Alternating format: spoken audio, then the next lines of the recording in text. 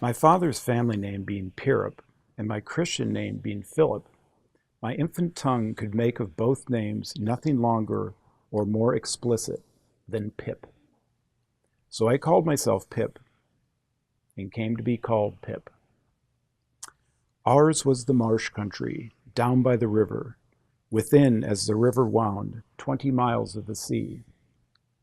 My first most vivid and broad impression of the identity of things seems to me to have been gained on a memorable raw afternoon towards evening.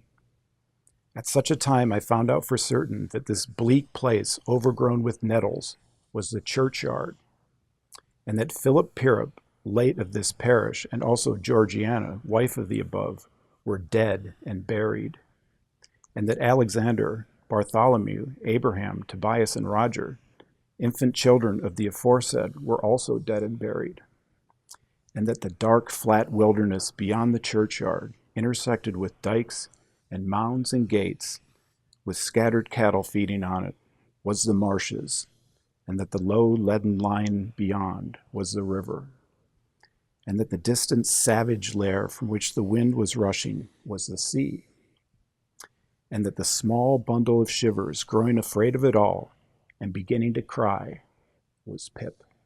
Hi, I'm Paul Jenkins, University Librarian at Franklin Pierce University, and I'm here to give you a brief description of my favorite book, Great Expectations by Charles Dickens, published in 1861. Dickens' early career was marked by a real attempt to become a comic novelist. And what I like about Great Expectations is it combines some of his more serious elements of his novelistic career as well as the comic elements that he had introduced earlier.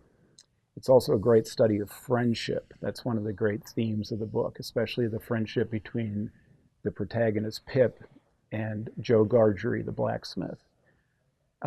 Pip also becomes friends with Estella, and it becomes a very complicated love relationship, but it ultimately ends as a friendship.